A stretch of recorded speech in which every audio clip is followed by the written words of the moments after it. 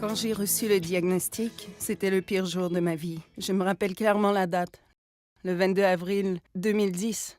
La sclérose en plaques survient lorsque le système immunitaire s'attaque au système nerveux central à tort et de façon répétitive. Le système nerveux central inclut le cerveau et la moelle épinière.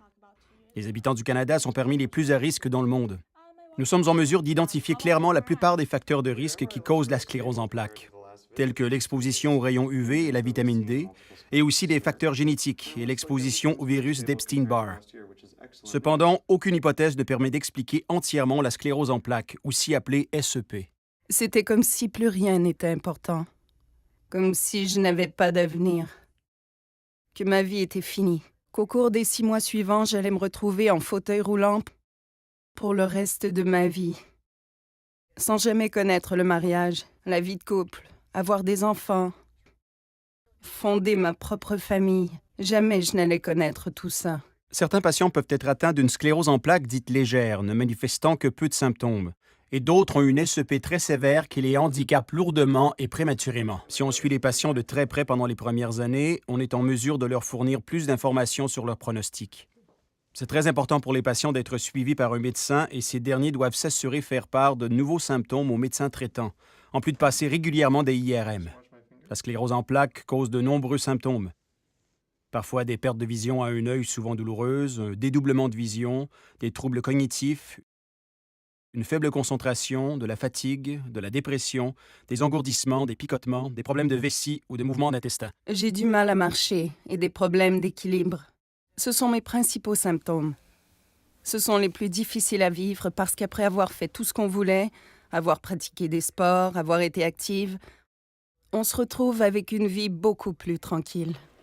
La SEP occasionne bien d'autres choses à part les attaques et les lésions cérébrales, et on peut les améliorer avec des trucs vraiment simples.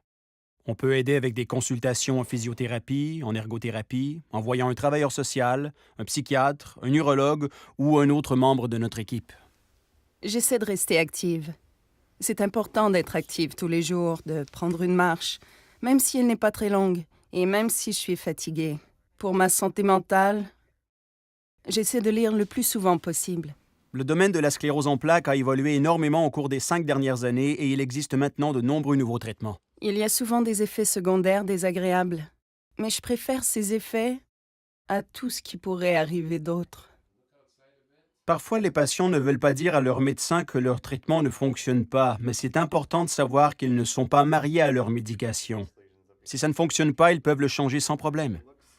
Je souhaite que mes patients vivent pleinement et qu'ils se concentrent sur ce qui les rend heureux. C'est mon travail de m'occuper de la maladie, de le faire en étroite collaboration avec eux et de m'assurer qu'ils viennent en clinique régulièrement, qu'ils passent des IRM afin que chaque patient reçoive le traitement adapté à sa condition afin de garder une bonne qualité de vie. Je crois que je vois la vie très positivement. Malgré tous les soucis que j'avais, j'ai quand même pu me trouver un mari, me marier.